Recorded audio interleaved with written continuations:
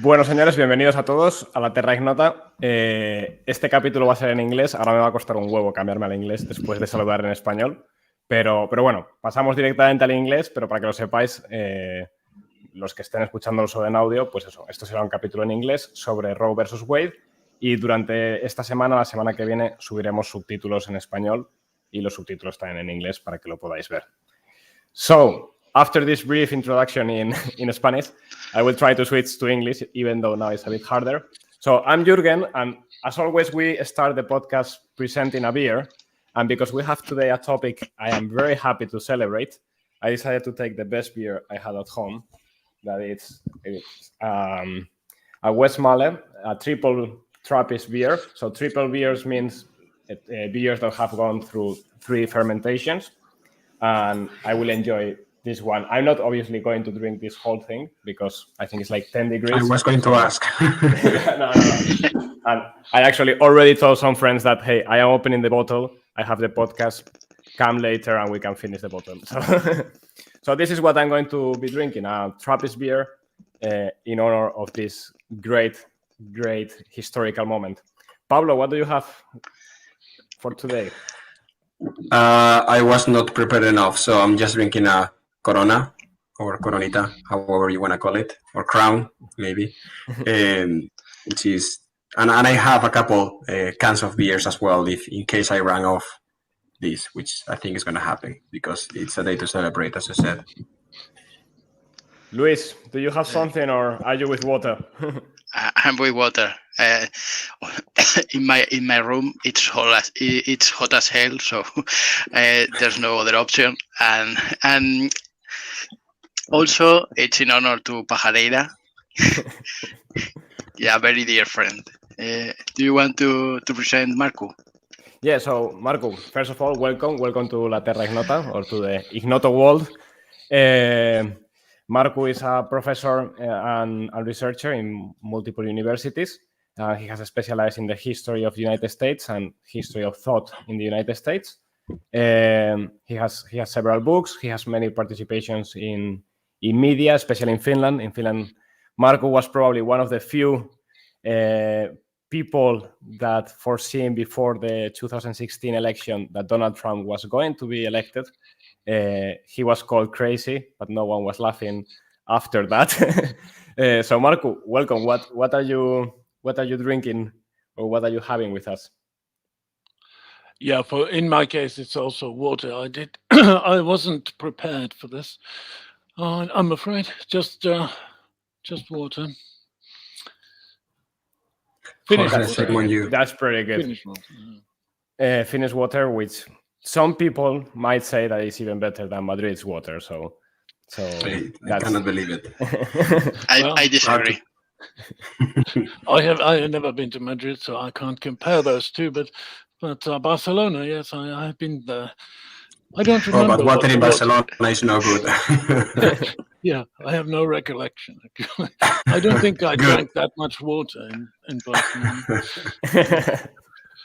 probably for the best. So, Markku, do you want to? I think the topic of today is kind of quite big topic, and it's going to be hard maybe to treat it in 1.5 hours because it's probably. Or would you agree that this is maybe the decision that has or is going to change the most American politics in the coming 30 years? Quite possibly so. This is the overturning of Roe versus Wade is certainly a monumental turning point and a historic opportunity, but it doesn't automatically lead to the results that many Christians in the United States would want, because there is a lot of resistance on the state level. Massive campaign underway that has, since I last talked about this, was that a couple of weeks ago, has already managed this resistance, lawfare, using law as a weapon, loopholes in the law, on the state level, has already managed to at least delay in several states the laws that would otherwise automatically have banned abortion by now. Yeah. Can you explain exactly what Roe versus Wade meant and implied? And now, what does the overturning of that ruling imply and mean nowadays? Yes. Marco, I think, yeah. sorry to cut you off. I think it would be great because some people may be more familiar with the US legal system and the breakdown between state versus federal law. Yeah. I am a little bit familiar, less than what I should, but I'm pretty sure a lot of our people listening may not be that much. Yeah, I will get to that. I have a list of things I want to say. But the starting point must be that Roe versus Wade, the decision that the Supreme Court made in 1973, which allowed abortion nationally, abolished all the laws which existed in almost every state in the United States in the early 70s that did not allow abortion under any circumstances or only in some circumstances.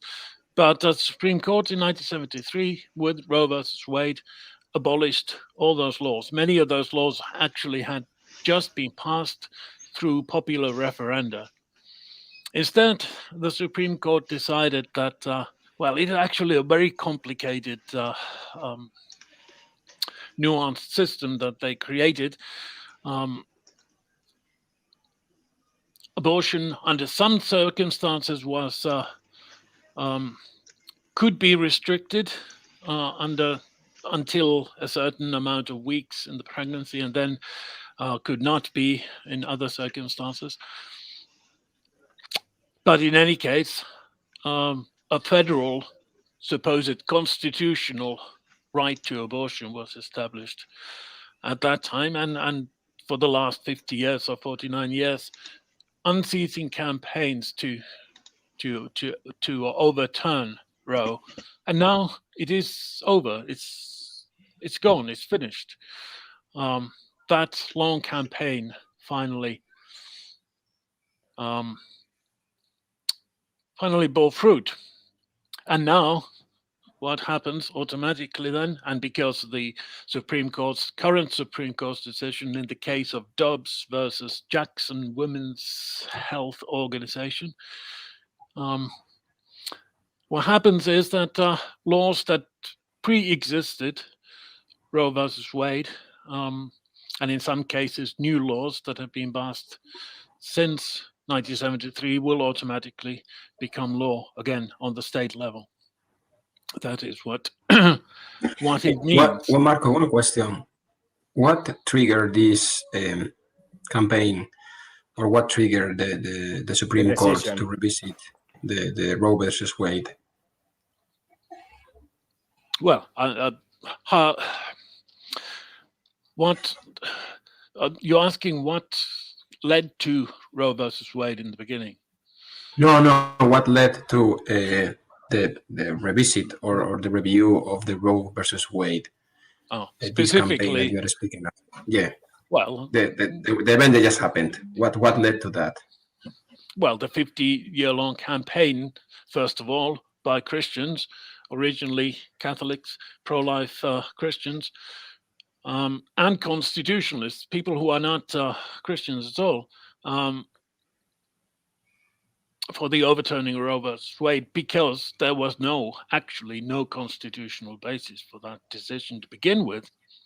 And in several states, mostly after Donald Trump became president, laws were passed, so-called trigger laws, and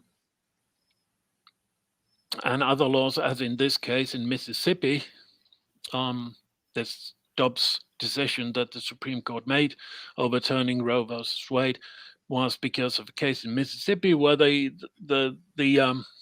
state law was so changed that it did not meet with the criteria established in Roe versus Wade any longer. That was deliberately, the new state law was passed deliberately so that someone would take the matter to the Supreme Court and then because Donald Trump had managed by accident, but managed to appoint 3 new justices to the Supreme Court who are originalists, and I'll come back to what that means. It was overturned. That was pretty much inevitable after Donald Trump managed to appoint these 3 justices, conservative, so-called constitutional originalists. And then there were other conservative constitutional originalists on the Supreme Court to begin with. And together they, I would argue, did the only constitutionally possible thing and overturned Roe versus Wade and returned abortion decision-making to each state and the people. It was just an accident that Donald Trump managed to, that there were 3 openings on the Supreme Court. But in case there would be openings on the Supreme Court, Trump in 2015 and 16 during the campaign had promised that if such openings occurred, he would appoint only people who support sanctity of life, who defend unborn children, and who are constitutional originalists. And that means constitutional originalism means that you look only at the text of the Constitution when you decide on the legality of laws or other federal government or state government decisions or presidential decrees and bureaucratic degrees and so forth. So you only look at what the Constitution actually says, what its words in their common sense, everyday meaning mean. And once you apply that criteria to the Roe versus Wade issue, it is inevitable that you will overturn Roe versus Wade, because the Constitution doesn't include any such thing as a federally mandated right to abortion. What the Supreme Court in the 70s did, and this was based on previous decisions that they made in the 60s, they admitted that the text of the Constitution doesn't include a right to abortion. So they tried to find it in the shadows of the letters of the Constitution. Never mind that no one until 1973 had ever discovered this kind of right to abortion between the letters, but they did. Specifically, they found it in the 14th Amendment of the US Constitution. So they said that in between the letters of the law, if you look carefully in the penumbras and emanations, that's the wording that they used, there is a right to privacy, is not stated in the Constitution, but if you look into the shadows between the letters of the Constitution, 14th Amendment, then there's the right to privacy, and from that follows right to abortion. From that follows that the federal government will mandate. Yeah. That can make a decision on this matter. But as because I say, I think Marco, sorry for interrupting, but I think it's good to speak clearly. Like what it implied is that the federal government can forbid the states from passing legislation on this topic. So it's basically saying this is not a state level thing. You cannot vote about this. You cannot decide. We impose that you have to secure this right.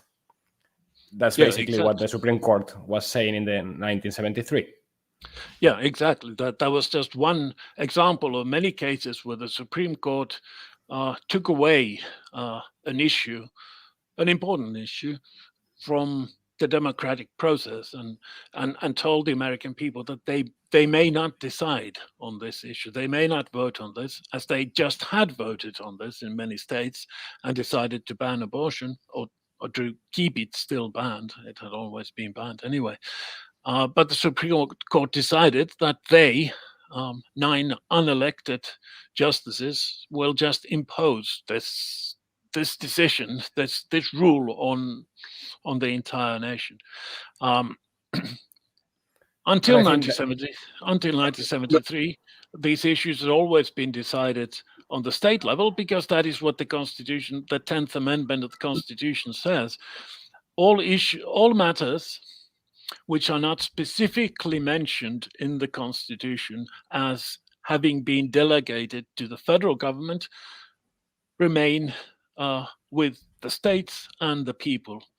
The states and the people will decide on everything the Constitution says, except on 18 things which are specified in the Constitution, 18 things. And this is what the Supreme Court in Roe versus Wade decided just to ignore. And there were many other cases similar in those times, 60s and 70s, when the Supreme Court was controlled by judicial activists from the left who wanted to use the court system, not just the legislative system, but the court system as a means of imposing, as it were, their will. And that comes back to constitutional school of interpretation, the living document theory of the Constitution. These left-wing justices in the 60s, 70s, and still today, they maintain that it doesn't matter what the Constitution's text says.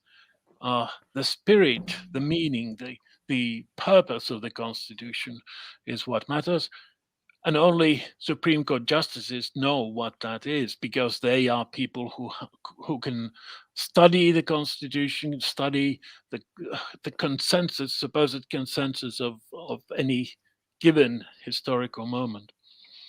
And I think, Mark, one thing, I don't know if you share this feeling, but when I was in Washington, D.C., I realized that one thing that is that for the American people, the founding fathers are kind of a godlike figure. So, for example, when you go to the monuments to the different founding fathers, or even to the Lincoln Monument and things like that, they are actually temples. They look like temples, and people go to pray, or they go to be in contact with the founding fathers and the fathers of the nation.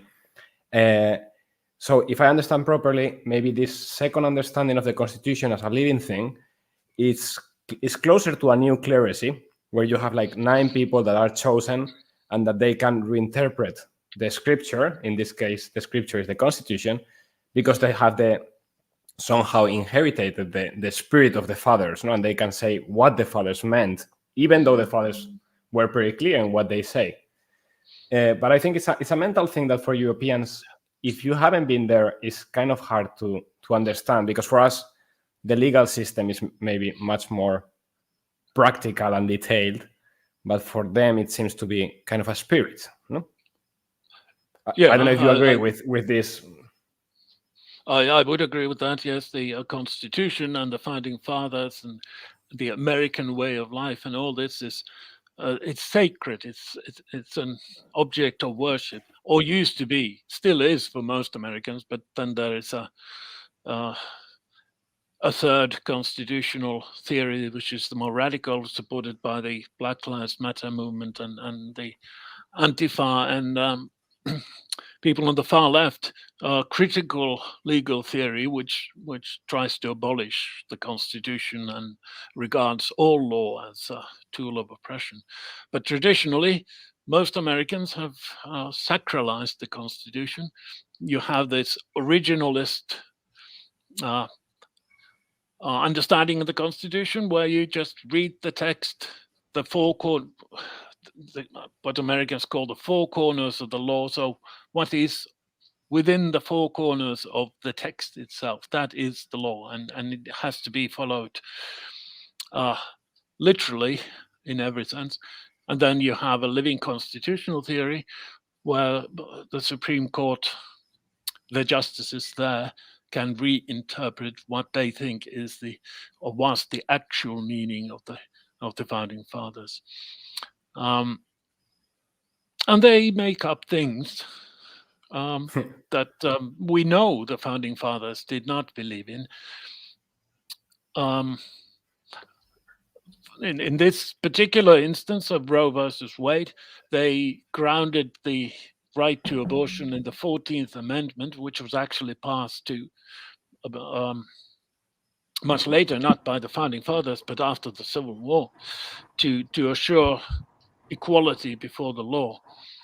And for over 100 years after the 14th Amendment was added to the Constitution, no one ever suggested that the right to privacy or the right to abortion is implied in the 14th Amendment. Actually, the people who wrote the 14th Amendment also banned abortion on the state level.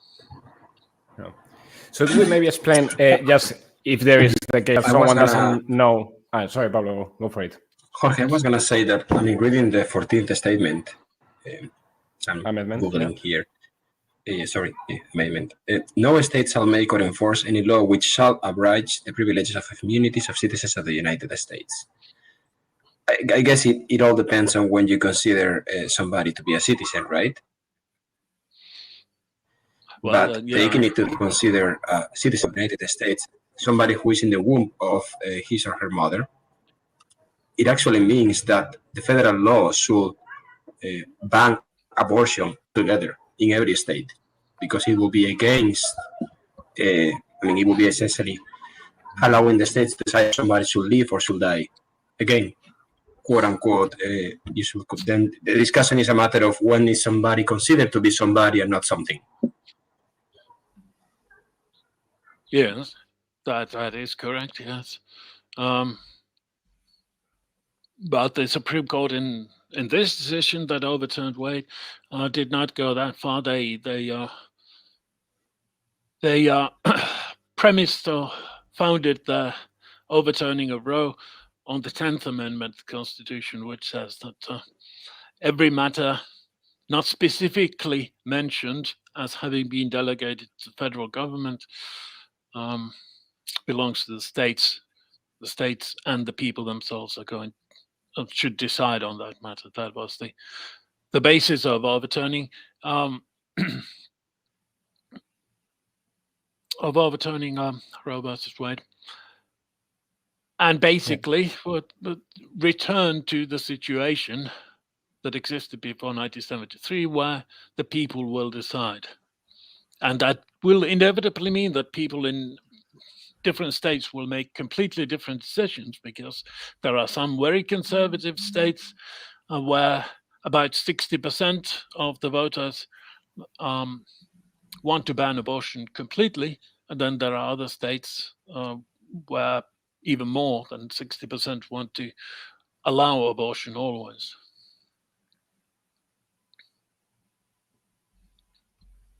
Yeah, if I can say one thing I consider it's important to take into account, because someone could argue that, well, if they feel this is a human right, abortion, and this is the only way to ensure that every American has access to it, then it was the normal way to do it.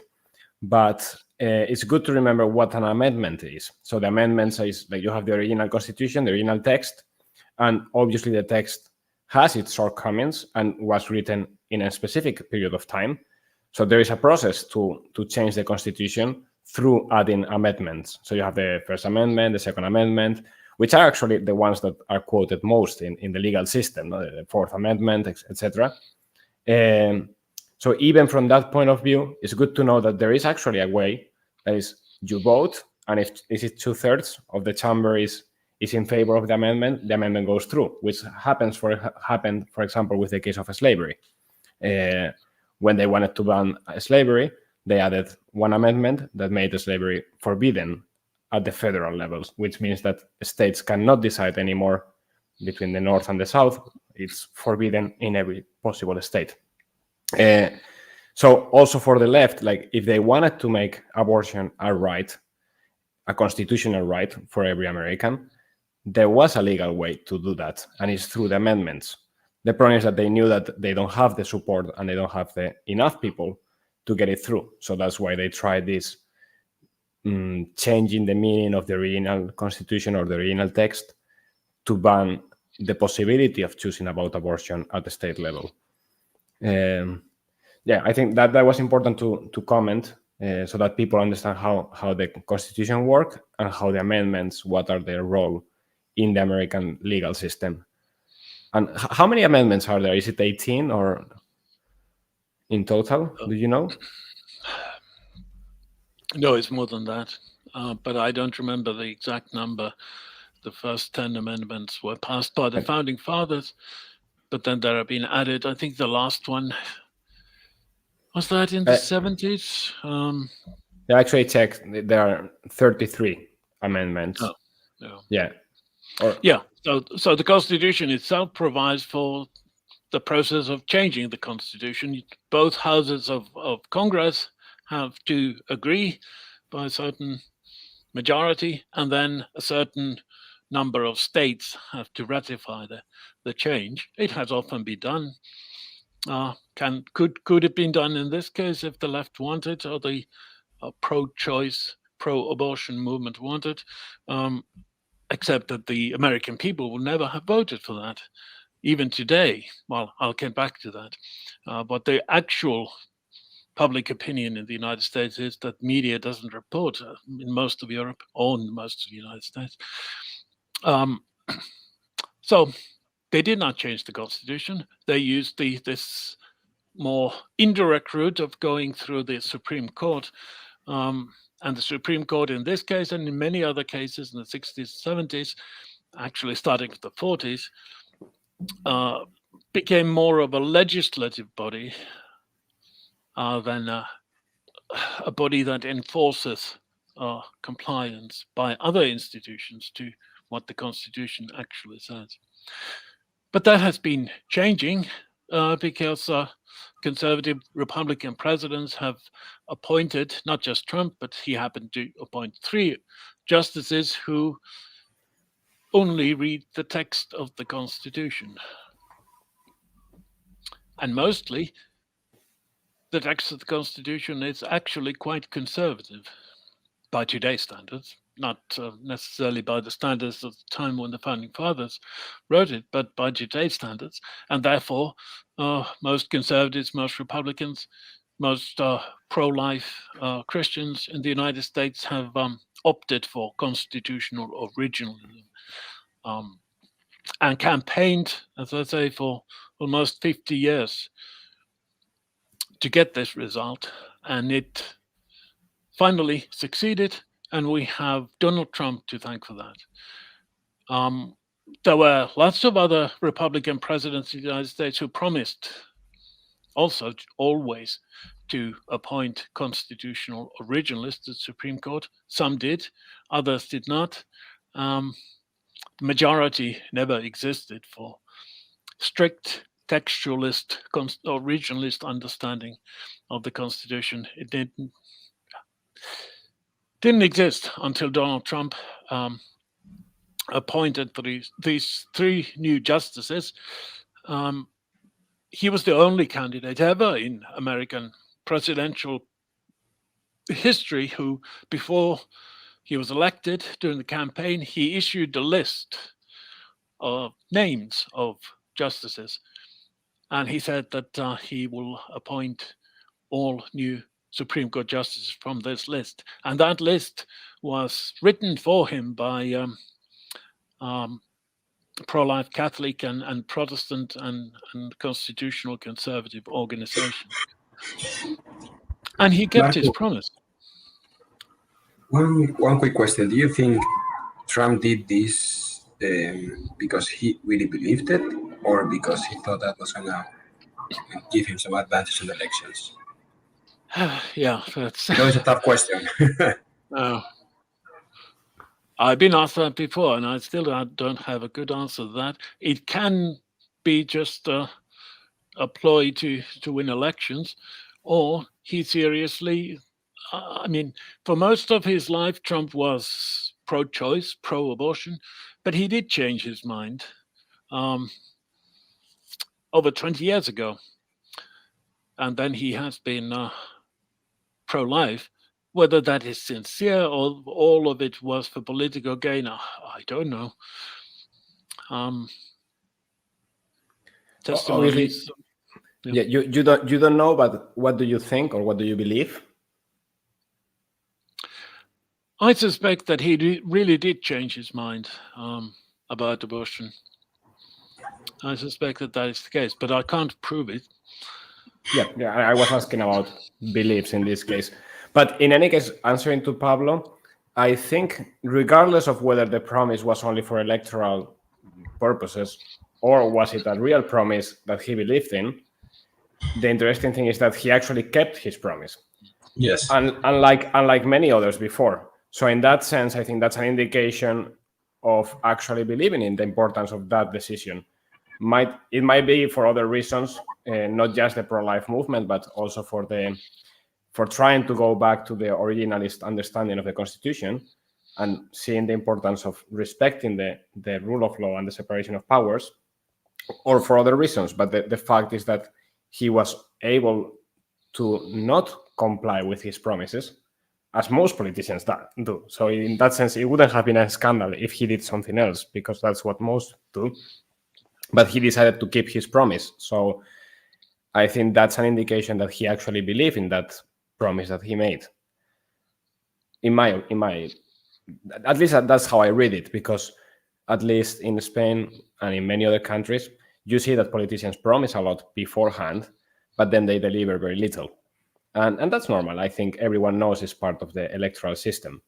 But when they deliver, it's normally the important things that they actually believe in, or the policies that they really wanted to apply. And it is not just Supreme Court justices, the appointment of pro-life constitutional originalists, but Trump made also many other promises to the Christian and pro-life community about safeguarding the lives of unborn children, and he kept those promises too. Yeah. Yes, he delivered.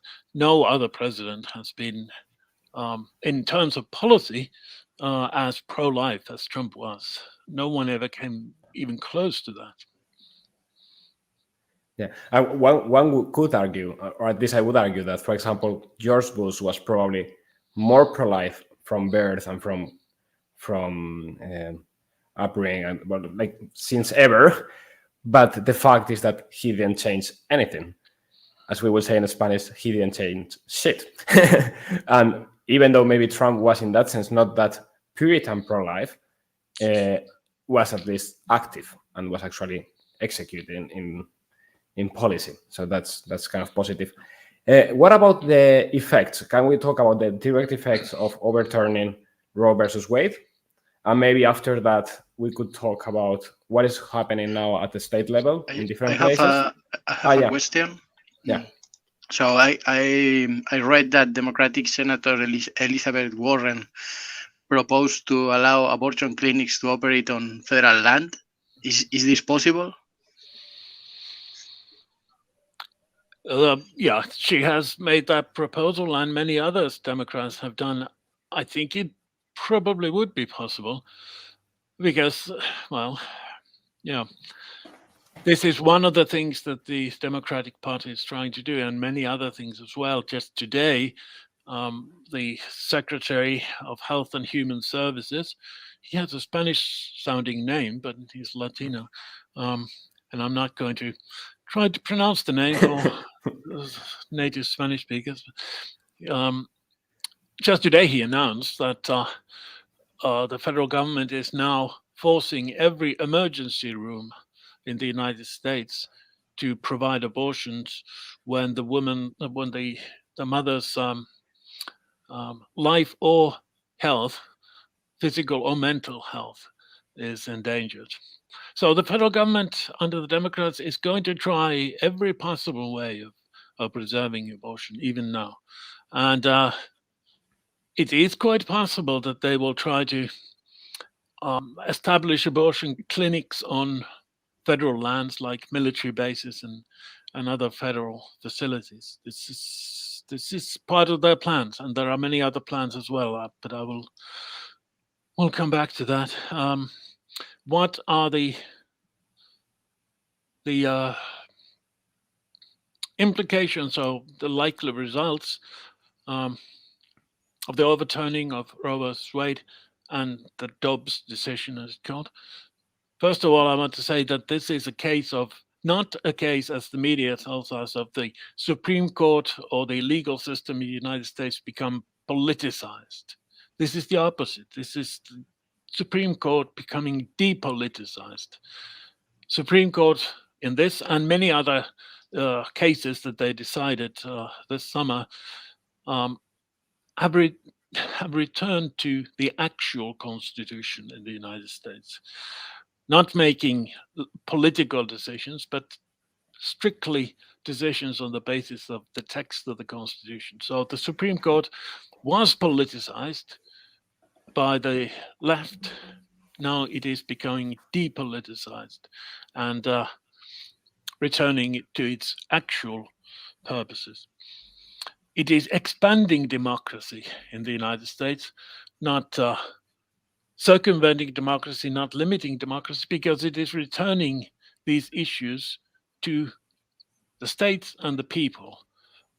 Unelected justices are no longer making decisions, but in all of these cases, except one case, they are returning the decision-making power closer to the people. Either the people will decide these things, abortion and many other things, through popular referenda, or then state assemblies elected by the people are going to decide it. So that means democracy is strengthened in the United States, not restricted, because. And the rule of law, if the Constitution says something, then that's what it means. Rule of law, especially in Europe, we hear a lot about this rule of law principle that is supposedly, as a slogan, we hear it used against Hungary and Poland especially. But the rule of law means something specific. In the United States, it means the Constitution. So the rule of law, democracy, both of those things are strengthened because of this decision and other decisions that the Supreme Court has made this summer. That's what originalism and textualism actually means.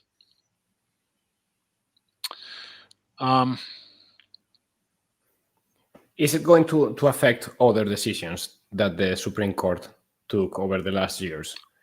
Because I think, is it Clarence Thomas? How is the name?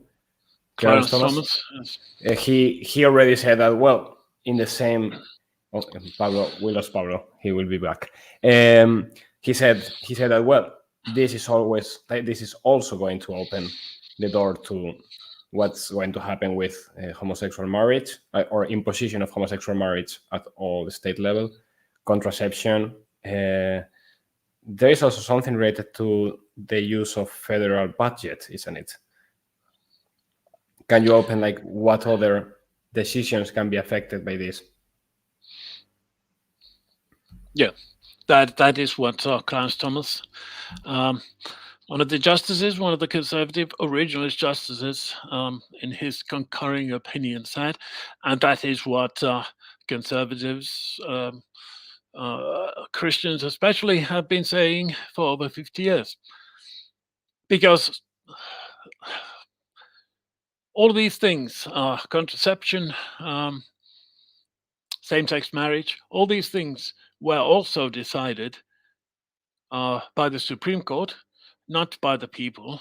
The people had voted on these issues too, and always decided against same-sex marriage, except in a couple of states. But in almost every state, they decided against it. And then the Supreme Court overturned what the people had voted. So, and in both cases, contraception and same-sex marriage, the Supreme Court used the same argument, exactly the same argument, that the Constitution, the text doesn't allow these things, but in the shadows of the letters of the Constitution, these things are implied. It is the same argument. So on that basis, these things should also go. And Clarence Thomas, the conservative justice or originalist justice who wrote this, has been seeking that, one of many who has been seeking that for all these 50 years. He used to, before he became justice, he worked in the Reagan administration, and before that he was a leading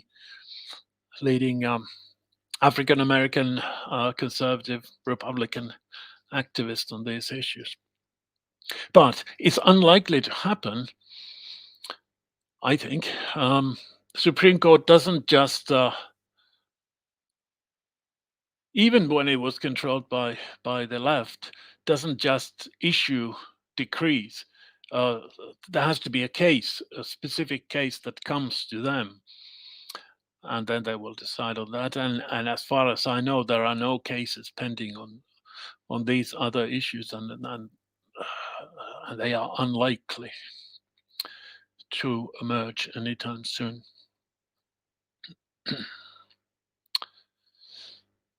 They could, but unlikely.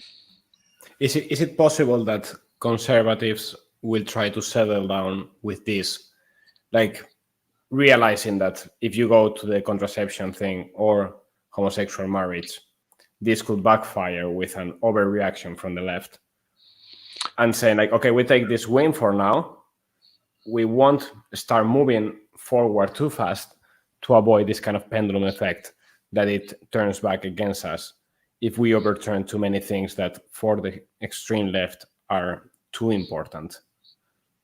Yes, you hear that argument quite often, yes. And do you think that might be the case, or do you think they have realized that, well, we have once in a life chance to actually make a change, now we are taking all the milk from the cow? Yeah, I don't think that same-sex marriage is going to be, or the same-sex marriages by the Supreme Court are going to be overturned anytime soon, no. And on that particular issue, American public opinion has changed so much since those decisions were made, and that was when Obama was president, so it's not that long ago. But opinion has changed so much that it would be very tricky for conservatives to touch those things now through the Supreme Court. Even now, the overturning of Roe versus Wade has caused a massive counter-reaction that may impact the congressional midterm elections in November. And to throw in all these other issues, that would be a really big thing in terms of the counter-reaction, I think. So it's unlikely to happen for now. Which brings me to the point that I wanted to make, and I wanted to dwell on this a bit. Public opinion, the media tells us that most Americans are appalled that the Supreme Court has done such a thing, taken away a human right. Supposedly, the majority of Americans want to keep abortion legal, supported Roe versus Wade, and are now absolutely appalled that these reactionary, far-right, unelected justices are doing such things, taking away human rights. And this is what media in Europe also keeps repeating. It is true, of course, that opinion polls say that a slight majority of Americans would have kept Roe versus Wade. But then, if you look more carefully, the same Americans are asked whether they know what that means, Roe versus Wade, because that has become a sort of icon on the left. That's just an expression, Roe versus Wade. Only 20% of Americans know what it meant. And then you dig still deeper. Almost 70% of Americans actually wanted the states and the people to decide on abortion. They didn't want the Supreme Court to have decided it to begin with. And I have somewhere the latest studies here. In several states in the United States, over 60% or about 60% of people want to ban abortion always. In the majority of American states, majority, so 50% or more, want to ban abortion. Those are the actual views of Americans. 90% of Americans think that human life begins before birth, and about 80% think that the unborn child is a human being who has a right to live.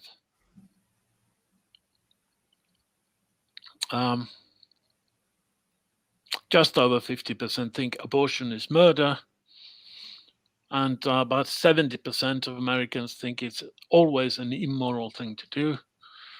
70 to 80% want it restricted more than Roe would have allowed. And as I say, in several states, I forget the number, 6 or 7 states, about 60% of the people want abortion always banned. And then there's a great number of states where more than 50% want it always banned. So these are the actual views of Americans that the media doesn't report. They only report that one bit that says that the majority, bare majority, would have liked Roe versus Wade to remain. Do you but think the that actual that's opinion of Americans? What's that? Sorry.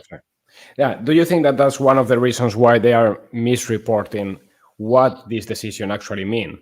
So I think, like, if they will openly say that what this decision means is that the federal state cannot impose legislation on abortion at the state level, and now each state has the possibility to decide what limits they want to abortion. Do they want it banned completely, or do they want it possible in the case of rape, but not other cases? Whatever they want. That because they know that the people think in this way, that's why they are misreporting the meaning of this decision, so that people react against the decision without actually knowing that this decision is according to what they actually want. And the same in Europe. I think in Europe it's amazing. You read the news and it seems that abortion has been banned in the United States. And it's like, well, I would be quite happy, but that's not the case. That's not what this has been. That's not what this implies. So do you think they are misreporting, knowing that they are misreporting, in order to hide from the people what it actually means? Yeah, I'm afraid most of the so-called mainstream media has a political agenda, and abortion is part of that agenda. So yes, they are misrepresenting these issues. Yeah, they are. But at the same time, most Americans don't care what the media says. There was just a study out, I think, don't quote me on this if I'm wrong, but I think it was only 11% of Americans who said that they believe what the mainstream media tells them. So the trust in media is gone in the United States. And, well, most Americans know that, realize that, they don't listen to the media. But still, the mainstream media has its agenda and tries to push it, hoping that it will change this kind of popular opinion that actually is the result of over 50 years of the pro-life movement and the Christian right being very active and educating Americans on these issues. I'm afraid in Europe, the same kind of long-sustained education effort has not, in most countries, has not been done and has not been successful. But in the United States, it has. Because if you look at the situation, according to opinion polls in the 70s, after Roe was decided, compared to today, Americans have become much more pro-life, much more. But the on the other issue of same-sex marriage, the opposite has happened. When those decisions were made by the Supreme Court, majority of Americans opposed same-sex marriage, but now it is the other way around. Slight majority accepts it. So what's going to happen now? Several states will ban abortion either completely or, in most cases, other states like Florida are going to impose limits after certain number of weeks, pregnancy weeks, abortion will be outlawed. There are several states have trigger laws, which would automatically come now into force. In some cases, they already have. Other cases, it's written into the law that you have to wait 30 days or so before the Supreme Court decision. And then trigger laws will come into effect and will ban abortion either completely or in some circumstances. But even before, there were over 1,000 restrictions on abortion in the United States that the people of the states had voted on and decided to impose since the 1990s. So abortion already was quite restricted in the United States. Over 80% of counties in the United States haven't had a single abortion clinic for many decades because the people who live there are against abortion and they will not allow this procedure to be carried out in their county. And now that can happen on state level as well. It can happen, but it doesn't automatically happen because pro-abortion movement is now starting to fight in every state court. So this Supreme Court decision just returned the matter to the states, but every state has a different constitution. It's not identical to the US Constitution. So the pro-abortion movement now tries to appeal to one or another sentence in state constitutions and tries to prevent the banning of abortion. And in several states already, the laws that were automatically passed to ban abortion and did come into force are now stopped by the state courts in those states. So it's going to be a long battle on the state court level. Do you think, Markku, now that in this moment a good movement for the pro-life people, the pro-life movement, would be to try to have referendum or referenda, in this case, referenda at the state level as soon as possible about abortion, so that they can show that, okay, this is actually the situation in each of the states. Obviously, in some states like Miami, it's going to be legal. California is going to be legal. That's obvious, or many others. But I suspect that over 50% would actually either ban completely or restrict to its minimum abortion. So would it be a good strategy to say, like, okay, let's now let people choose. Let's people allow them to vote in a referendum what they want with abortion? Yes, and I think that is going to happen. But not all states allow referenda. In some states, it is the state assembly that will decide. But in other states, referenda is possible, and I think it is going to happen. And it will be successful, the banning of abortion through popular referenda in a great number of states in the United States. Not in California, not in Colorado or Massachusetts, New York, but in the heartland of America, it is going to happen. But even then, the pro-abortion movements will use every possible tool that they have. Even in that case, it's called lawfare, using law loopholes in the law as a weapon of warfare. And they will do that. They will also use, and already have started to use, violence. Summer of rage is what they have promised this summer is going to be. They have attacked Catholic churches and burnt them to the ground. They have attacked Pregnancy centers. No? Pregnancy centers, yes, and pro-life organizations. They invade churches and try to disrupt services. Jane's Revenge is this organization that is affiliated with Antifa, and they use very extreme Methods, let's say. methods. That's the word. Yes.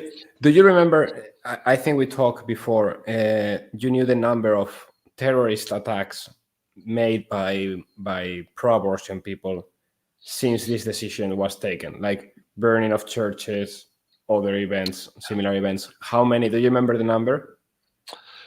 Well, the numbers would have been changed by now, but I think what I said is that even before, and I seem to when the leak happened, no, Yeah. Since the leak of the decision. Between the leak of the decision and the decision, 49 Catholic churches were burnt to the ground. Those were the statistics that I had then, but undoubtedly there are more now. And of course, this never comes up in the media because I haven't heard them. No, not in the European media or the mainstream media in the United States. But the United States is a funny place in the sense they also have a very active conservative and Christian media that does report these things. But you will not hear about it on CNN or MSNBC or.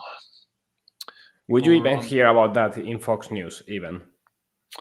On their website, you can read it. I don't know if they have mentioned it on the main news programs. Don't know about that. But Fox News has changed too, so I would not be surprised if they don't give much attention to this. And then there is the federal, already mentioned, the federal attempts to use federal lands as abortion safe areas. Mailing abortion pills for free to everyone in the United States. Federal government can do that because the federal government controls interstate commerce. Supreme Court can't interfere in that. There's an effort by the Democrats in the Congress to pass a law that would codify Roe vs. Wade to make it law. I don't think that could work, even if they managed to get a majority in Congress in the congressional elections, which is very, very unlikely, even with the counter-reaction that is now going on. I don't think that will work because the Supreme Court just decided that these matters belong to the states, not to the federal government. Except if you change the Constitution itself. But that is never going to happen on this issue. Several states, California, I think Colorado, there will be others, have already codified free abortion in their state constitutions, and they are now offering abortion services to everyone. In some cases, they're planning to pay if people from other states will want to travel there. And then there are more problematic in states that have or will ban abortion. There are cities that refuse to accept that decision and will continue to provide abortion services. So there are many constitutional battles that still have to be fought. About those cities, that's what they are calling sanctuary cities, no? Isn't it? Yeah. And so basically, so that people know what we are talking about. This means a city in a state. In the state, abortion is banned, but the city is saying that they are going to have abortions nevertheless. Yeah. So imagine, like, it would be if you have, let's say, when in Spain, in Catalonia, you have abortion ban, but Barcelona says that in Barcelona we are going to offer abortions nevertheless. And that's very interesting how the state would react, because in principle, every state has their police, and every state has even some branches of the military, isn't it? Or is it always federal, the military? I know that you have state militia. Yeah, they have like the rangers, no, and these kind of things. Yeah, that could, in principle, take the matter in their hands if a city starts. How do you say it? If they don't follow the state level law.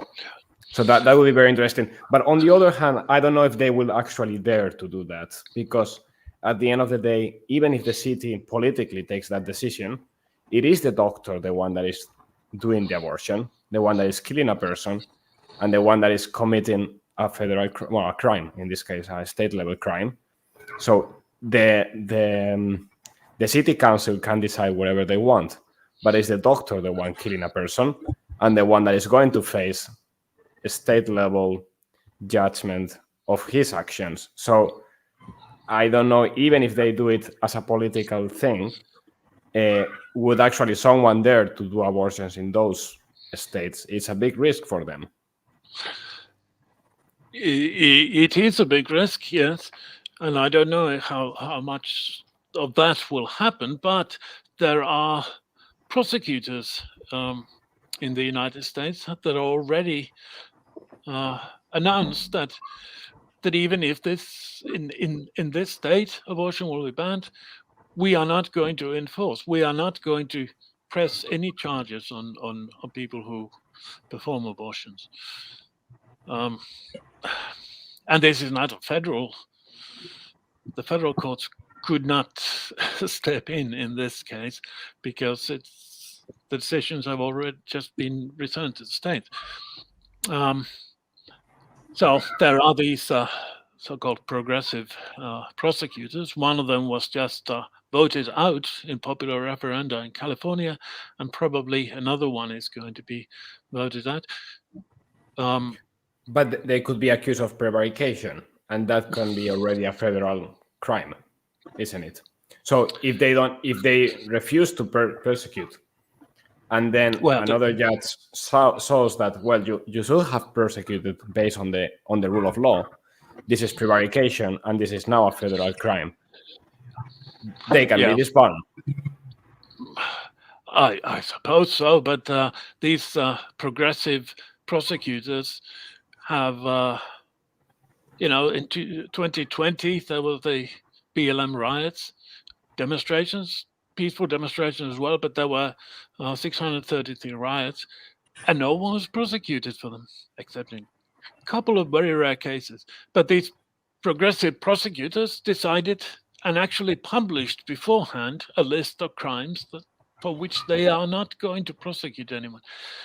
And the federal government did not intervene in their cases. Now, the voters in California have intervened and forced one of them out, one of those progressive prosecutors out. But these things happen in the United States. And if a Republican president were to win in 2024, could they prosecute doctors or organizations that perform abortions on federal territory?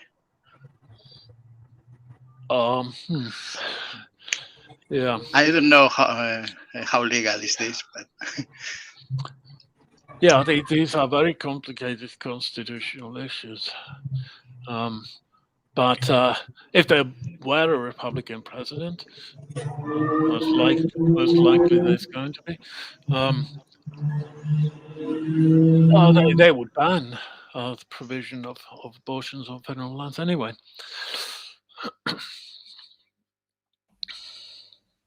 So that's probably going to happen, yeah. And it has been communicated from certain multinationals, well, not certain, all of them, that they will pay for travel to states that allow abortion for their workers. Can this be not allowed by the states? Well, as far as I know, some states have tried to prevent it. They have. I'm not sure whether it's by law or by governor's orders, tried to prevent people from other states. Tried to a state that has banned abortion has tried to prevent people from that state traveling to another state for abortion services. But all of these things are being challenged in state courts. So this is a long process. It's not automatic that, well, it is automatic. The millions of unborn children their lives will be saved, but it could be much more, and it could take much longer than many people expected because of all these judicial battles and then the creation of these sanctuary cities and sanctuary states that could just attract, pay for. I mean, in these many of these states, they will pay for the abortion, and then they will pay for the travel, and they could attract people from other states. Might mean that the actual number of abortion is not decreased as much as many people would hope. But I think in any case, any delay you put in abortion does affect. At least I have experience with some friends that have been going to clinics to talk to the woman and so on. And they say that in many cases, it's just a matter of 2-3 days, because many of the people that are going to have an abortion, they don't want to, actually. They are forced by their families, they are forced by their boyfriends. So even if you gain few hours, they have enough time to realize that, no, it's actually my life, and I don't want to do this to me and to my baby. So even just forcing or just creating this small barrier of you have to leave Florida to go to California, and you cannot do the trip right now, it will take a week to organize. That might be enough for a significant percentage of women to say, well, I don't want to do this.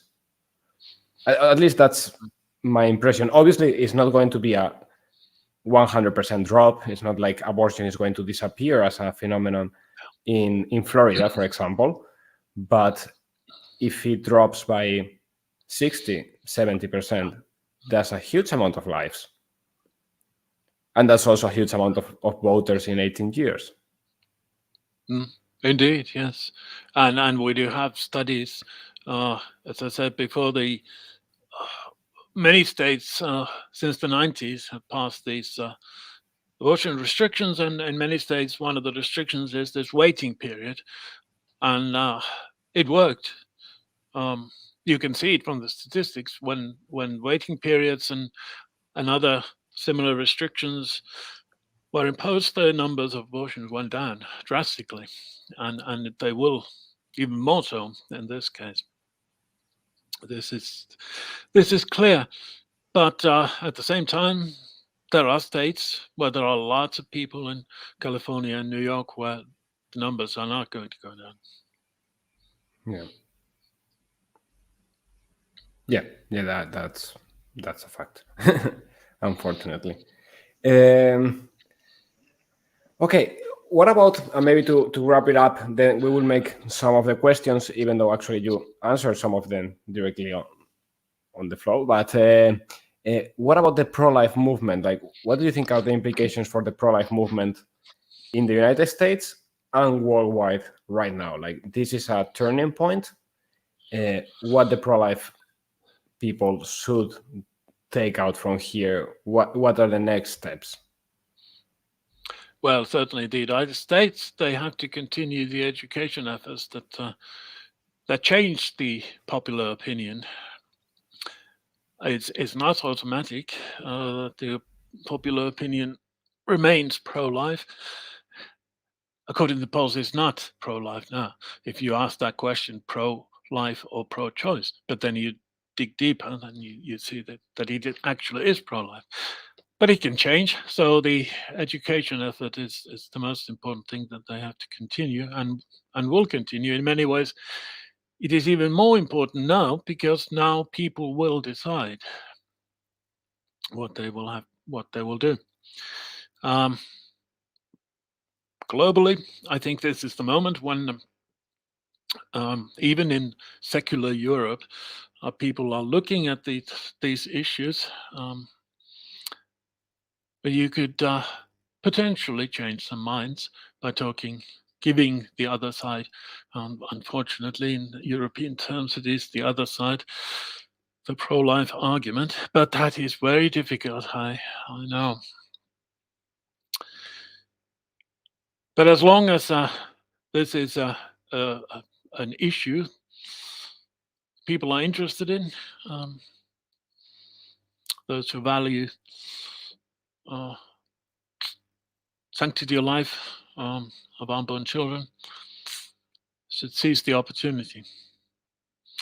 I don't, unfortunately, think that there's going to be any similar decisions in most of the rest of the world, but that's partly because popular opinion, majority opinion, has already been lost. But then the constitutional system is completely different,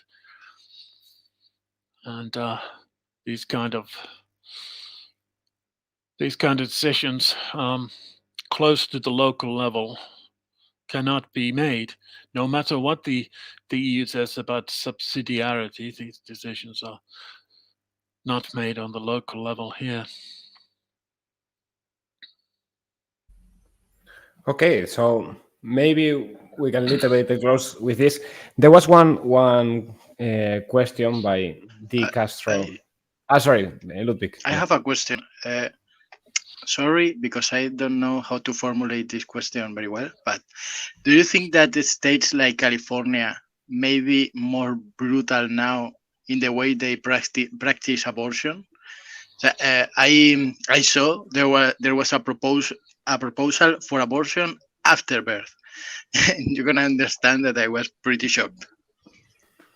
Yeah, and I'm actually I mentioned this issue regarding New York on Finnish TV, and the number of very angry protests was astonishing. The fact is that already in places like New York, abortion is allowed until and including the moment of birth.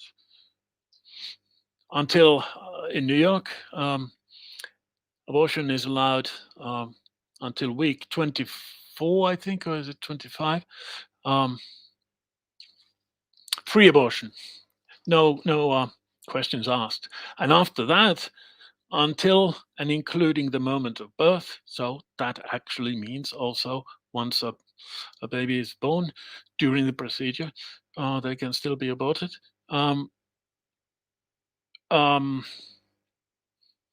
If the mother feels that her health, physical or mental health, would be impacted by the birth of the child. So there are states like this already, and I'm afraid there will be more state level laws passed similar to that in other very liberal states as well. There is one. Yeah. Sorry. No, there is one. There is one obstacle. I think it's 2003 or 4. There was a federal law passed, the Partial Birth Abortion Ban Act, which the Supreme Court long ago upheld. So that federal law bans this particular procedure of partial birth abortion. But there are ways around that if the state wants to go around it. One thing about that act is that actually Obama voted against forbidding that, and it also with the Born Alive Act, that children that has been born alive cannot be killed, and Obama opposed that piece of law.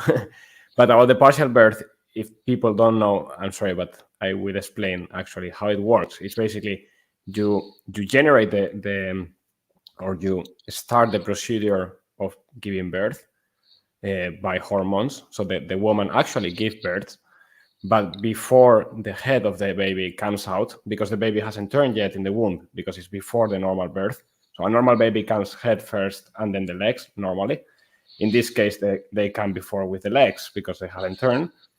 You produce the birth, and with the head still inside the womb, you just kill it by pinching its brain.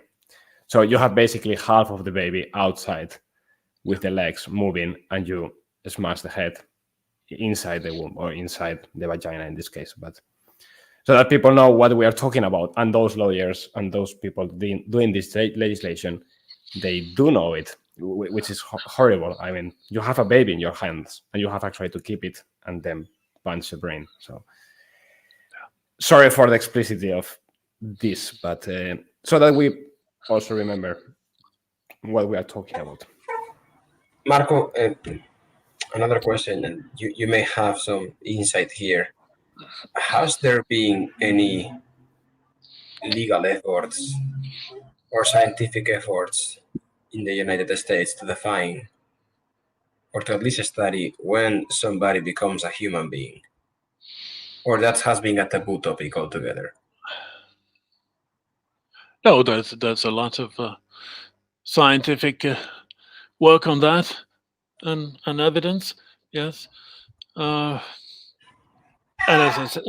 as I said before, 90% of Americans think that human life begins before birth. There are many different opinions when it begins, but I'm not a medical doctor, but I know of those studies, various studies that have looked into that, and that's certainly a continuity from the moment of conception. Continuity is human life from, as I see it, not a medical doctor, but continuity throughout pregnancy. And certainly Americans think so. Whether you believe it from the Bible is clear about this, or you believe it from the science which supports what the Bible teaches on this.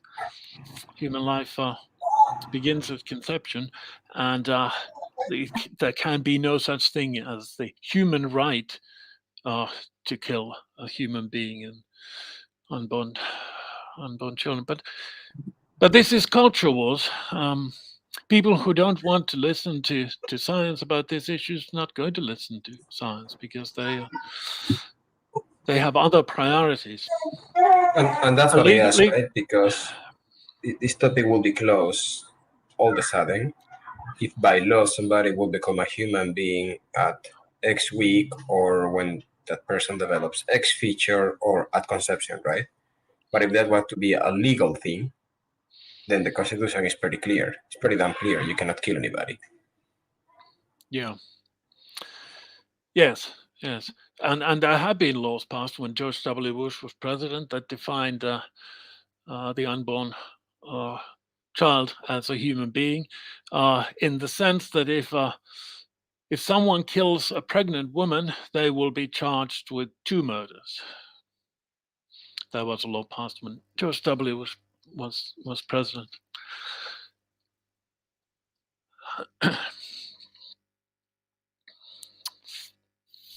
Yeah, we had actually a case of that in Madrid. I don't know if you remember the terrorist attacks. In Madrid, there was these bombings, and they killed 192 born people and 2 babies in the womb. So actually, the people that were charged, they were charged with those 2 killings also. So they were included. So with the questions, there were actually 2 of the questions you already answered, but one I think is pretty interesting. That, do you think that the central government will intervene in the case of tourists for abortion reason growing up? So meaning people, or the amount of people moving to another state to have an abortion. Do you think that there will be a response to that from the central government, probably when the Republicans are in power? And will it be a reaction at the state level? Like a state saying, well, you can be punished also if you leave the state to another one to have an abortion. Yes, as I said, there are several states that are trying to stop that kind of abortion tourism. But all these things are challenged in state courts now. If the Republicans, and I say when the Republicans regain power first in Congress in November and then in the White House as well, 2024, yes, I think they will act on this. But there will again be a very, very long constitutional legal battle. Happily, unless some of the conservative originalist justices die in the meantime, all these legal battles will end up in the same Supreme Court that actually reads the text of the Constitution, and only the text of the Constitution is authoritative. Which brings me to, well, I should have said this before, but if the Democrats were to manage to gain control of Congress in the midterm elections, then they would start packing the court.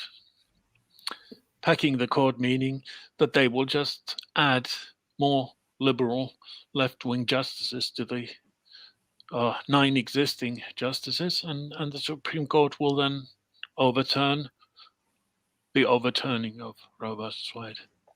This is what the Democratic Party wants to do. If they get, do you want to explain, because I think we didn't talk about that, and that's very important. What does it mean, the overpacking of the court? Because explain that. Yeah. The Supreme Court has 9 justices, 8 justices, and the Chief Justice, and it has been that way ever since the Civil War. Before the Civil War, there were different numbers of justices, but it's not specified. The number is not specified in the Constitution, so you can legally change it. And it was done before the Civil War, but that was done by consensus. Both parties agreed. Now it is part of the Democratic Party's plan, especially Kamala Harris, the Vice President, has talked about this for many years, just to install as many new justices as you want on the Supreme Court so that you will get an automatic majority. It would be legal. Constitutionally, they could do that. If they get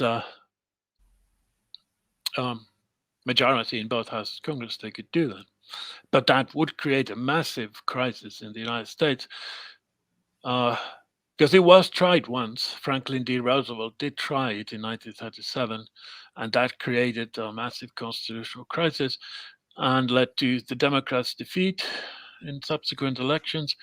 And even the Democrats, in the end, would not follow through, because it's such a massive earthquake that would be, especially on issues such as this. There's such deeply divisive issues in the United States. That court packing is called packing the court with your own preferred justices. Really would mean the politicization of the Supreme Court, and that institution would lose all authority. And I'm afraid the counter reaction would be from all of conservative America, and America is still a conservative country, actually. There are many more conservatives in America than there are liberals or left-wing people.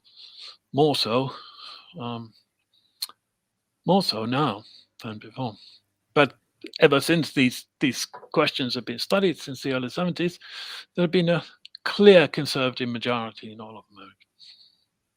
Yeah, and I think that the packing of the courts, of the court in this case, it will only create a never-ending problem, the only people winning in that situation is actually those that oppose the whole Constitution.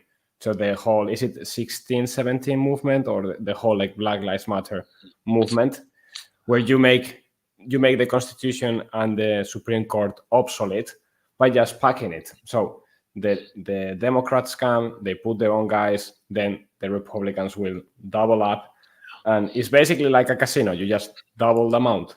So in 3-4 elections, you have a Supreme Court of 100 people. It doesn't make sense anymore.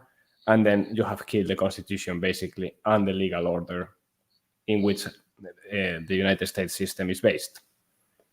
So I think the risk is pretty high. But on the other hand, I wouldn't be surprised if Kamala Harris is actually willing to take that risk.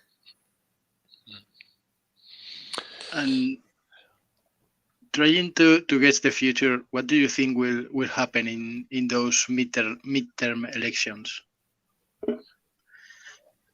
I think that the Republicans are going to win quite convincingly. This issue is not, as much as the media tells us that this is a shocking, awful thing for most Americans, it's not. And there are other issues that matter to Americans much, much more than this, because the Democrats, the pro-abortion movement, is trying to make this issue and the gun rights issue into the magnets for which they would win the elections, and they may gain some seats that they would otherwise lost. But I don't think this is going to lead to their victory in the congressional elections, because there are other issues much more important to Americans, like today's news that inflation in the United States is now today 9.1%. This is a big issue for ordinary Americans. Joe Biden, his administration support is, well, depending on how you ask the question, just over 30% or just over 20%. There's no president in the United States ever, since opinion polling began, who has been as unpopular. And 85% of Americans think that things are developing in the wrong direction in the United States. Now that number does include people who wanted to keep Roe versus Wade, but anyway, and Americans. It's amazing if you keep in mind that, for example, those polls were made during the last part of the Vietnam War, when everyone knew that the Vietnam War made no sense. The whole political situation was super hot. You have the civil rights movement, and still the presidents had more approval than now Joe Biden. It's actually crazy. It's really crazy. I have 2 questions. They're a bit wild, and then we can close. You don't have to answer if you don't want to or you don't know. But one is about Hunter Biden. It seems that 2 days ago, there was a hacking. I don't know if it's true, but it seems it's true. A hacking to his iCloud storage, and many pictures were leaked with all kind of things. Do you think that will make it to mainstream media? Like, will this, probably the images itself not, because it's probably illegal to publish them, but the story behind that allegedly, let's say allegedly, there are pictures of him having relationship with underage women, drug use, prostitution. Would we see pieces of news speaking about that, yes or no? And the other one is actually, who do you think is going to be the Republican candidate in 2024? Yeah. Sorry, it's pretty tough questions now for the end, but Hunter Biden, yes. More and more information comes out, not just pictures, but emails, including from Joe Biden to Hunter Biden, that are pretty incriminatory. But then we knew much of this before the last elections. It was offered to the mainstream media, and they refused to publish it. Now they have published and admitted that it actually was true. But they have admitted only the emails. They haven't admitted any of the other things, and there are worse things than the emails there. Yes, like child abuse, allegedly, but child abuse. Yeah, whether this seeps into mainstream media before the November elections, I doubt it. But once the Republicans are in control of Congress, they will start investigations. Then it will all come out. Yeah, The other question was who's going to be the candidate. The Republican candidate, if the man previously known as the Orange One decides, he will be. Do you think Donald Trump can be the candidate? Yes. So that's what you said. Yeah. Previously known as the Orange One. Not orange anymore, because he lives in Florida. He has a natural tan. But yes, if he wants to be the candidate, he will be the candidate of the Republican Party. I don't think there's going to be any serious rival to that. There is Ron DeSantis. I don't think he's going to run against Donald Trump. I don't think any serious candidate, Republican, is going to run against Donald Trump in the primaries. If Trump doesn't want to be the candidate for whatever reason, then Ron DeSantis, most likely. And do you think if it's Santos, is it going to be with Ivanka or Robert as his vice president candidate? Is it Robert? Not Robert is the older brother, the oldest son, sorry. The oldest one is Donald Jr. It's Donald Jr. Yeah, sorry. Yeah. And Robert is the small one, no? He's the kid. Yeah, sorry. So will it be... will we have a Trump as vice president candidate with Santos as presidential candidate? Do you see that as a possibility? No, that would not be possible because president and vice president have to come from a different state. And the Trumps live in Florida now. And Santos is governor of Florida. So that's not constitutionally possible. Okay, I didn't know that, actually. I didn't know that the president and the vice president have to be from different states. Yep. Funny. They do have to be from a different state. Yeah, and as far as Trump, as the candidate, the talk now is that he would like as his vice president Elise Stefanik from New York, Congresswoman. Who Mike sorry? Pence is Elise Stefanik. Elise Stefanik was one of the defense lawyers, I suppose you call them, during the impeachment trials. Elise Stefanik, Congresswoman from New York. But it could be someone else as well. There are lots of candidates. It's not going to be Mike Pence. It's not going to be Mike Pence. No. You say it's not. No. In fact, okay, so I lived when I lived in the States, it was Mike Pence's town, and I actually got to meet his family, his mother, and his siblings. Oh yes, because we lived in Indiana. Yes. In Columbus, Indiana. Yeah. Nice people. Yes. Mike Pence is a Catholic, isn't he? He's a Catholic. He was a Catholic. He's a Christian now. His siblings, his brothers are Catholic, and his mother is Catholic. I was once in church with his mother, with all the Secret Service, because I was busy later on. And I've actually gotten to see the Air Force 2 airplane in the Columbus airport, which is a very small airport. It's a private airport. But I don't think there was almost enough no runaway for the plane to take off or land. But I think he's still officially Catholic. He has not officially joined. He does go to a Protestant church most often, but is not a member as far as I know. It may be, yeah. I've never, well, of course, when I lived in Indiana, he wasn't already the senator or the governor, sorry. So he wasn't living in Columbus. He was living in Indianapolis. I didn't know, but his family was very nice. At least what I could tell. Nice. Okay, Marco, we don't want to take more time from you. Actually, here in Finland, it's a bit late, so you probably are eager to go to sleep. Even though it's light outside, people don't realize how late it becomes night here in the north. But Marco, thank you very much. I don't know if you want to add something or any final remark.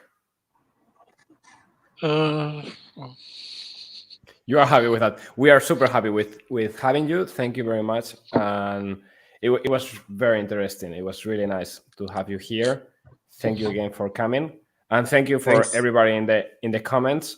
And for those whose English is not that good, don't worry, we will put the subtitles. You are not understanding what I'm saying now, but we will put the subtitles and you will have a laugh. So thanks a lot, and see you on Sunday. On Sunday we will have another program, a new podcast. So stay tuned. Thanks, Marco, for all the insights. It was great. It was really, really enlightening, eye-opening, and to be honest, gives back some hope. A sense of responsibility as well. Yeah, this is certainly a moment of hope in the United States, and if enough people seize the moment, the rest of the world, progress is possible in terms of defending unborn children's life. But it's not easy in the rest of the world. It is much easier in the United States because this education effort has been continuing for such a long time and by so many people.